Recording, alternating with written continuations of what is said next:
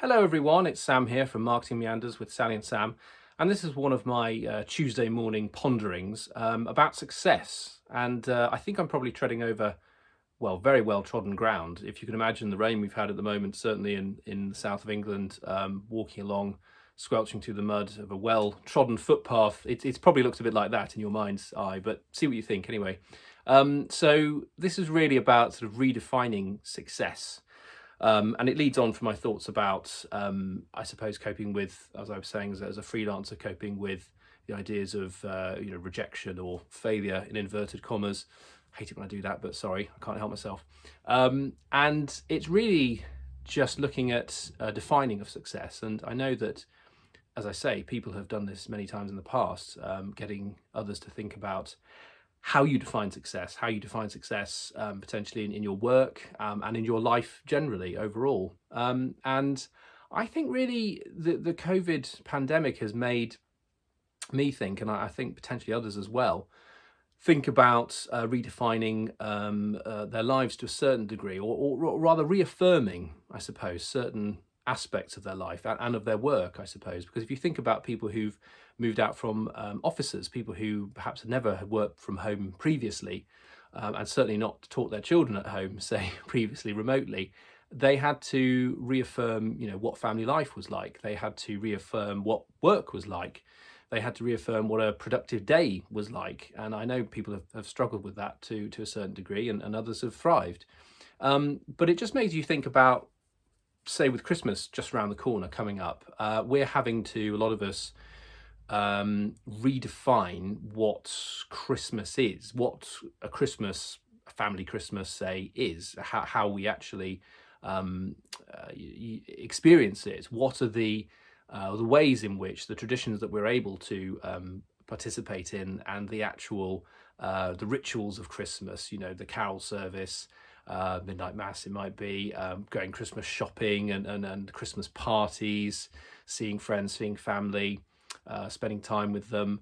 And clearly, for a lot of people, they've had to redefine what that is, but redefine back to a focal point, particularly, I mean, certainly for everyone, for adults, of course, but for children, and if you have children, or no children in your life, in your family, you want to keep the magic alive, of course, for the children. You want to focus on what Christmas is, as we always have this question of what is the real meaning of Christmas, and that's different to all of us, I suppose. So we're all trying to sort of redefine and focus on that core point, for particularly for the children, but obviously for ourselves as well, because we all get a lot out of this time of year, of course. And so it made me then think, in a strange sort of segue, to success and defining success, and perhaps having to redefine success for people looking ahead to this new year. I myself am looking at what I'd like to achieve this next year, and the kind of work that I'd like to try and gain, and the people I'd like to try and work with, and I'm doing business development accordingly. But I was just thought about, well, what success? How do I define success? I mean, it made me think, of course, that everyone defines success differently. Everyone defines success and successful outcomes differently. And usually you have the saying about, what does success look like? What does success look like for you? But I think the more interesting question is, what does success feel like for you? Because a lot of what I've been talking about is about emotions and how we experience the world, and our lives. And so, again, it sort of relates to someone I've been listening to quite a lot recently, Mark Manson, modern day philosopher, and his metrics, his values. So clearly, you will assign a value of success in your own life and in your own work, perhaps even one particular project, which will have metrics. If in my field of marketing, if you are looking to sell a new product and you need to attain 1,000 new leads for that product, and then 200 people who convert, then you have the metrics of success. You have metrics against a goal, and we have goals in our lives, which Mark Manson says are more to do with what he calls values. Things that what you value in your life, and therefore success is a very large part of that. And in the Western typical, certainly in my perspective, British perspective, success usually looks like a comfortable life with a nice large house, a decent car, and a good education for your children, nice holidays. Those are the sort of trappings of success. But they're not necessarily how you perceive and how you experience that success. They are some metrics, very generic metrics, which you can say attribute to that looks like a successful person and this looks like a less successful person. But I think particularly in this new year, and one in which will be pretty tough for a lot of people, and already has been very tough this year for a lot of people in various ways.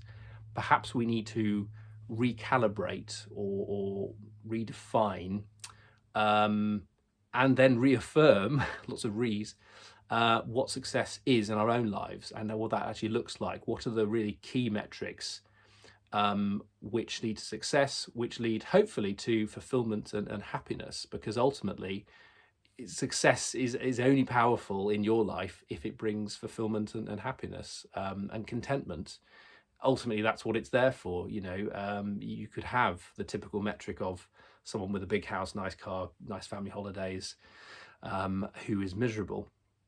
They have all the trappings, the typical societal metrics of success, but in their own lives, how they experience that is unhappiness, because perhaps they want more, or perhaps they have all this but at a cost of relationships. Whereas somebody living next door in the smaller house, the less impressive car, the less impressive holidays, has what they need. They are content, they are more happy, they're happier, because inside they know what makes them tick. They've taken the time to, and been fortunate enough to, in a way, to realize what success means to them, what metrics they measure that by in their lives, and what happiness is for them. Terribly philosophical, isn't it, today?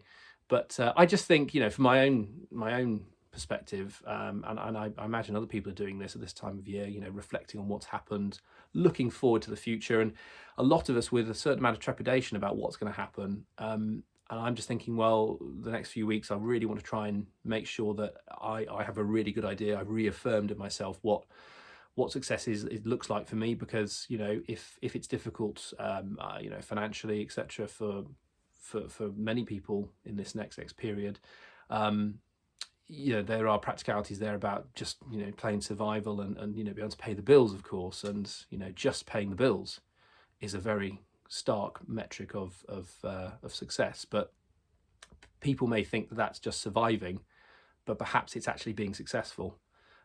So it's just trying to be aware of those metrics that you have in your life and your career, and I think just trying to reaffirm them over this time, reaffirm what they are. That's it for today. I hope that's maybe sparked some interesting questions in people's heads, and maybe been helpful in some small way, and that the well-trodden ground, you haven't got your boots, your metaphorical boots, too dirty. Thanks very much, everybody. Take care. Bye for now.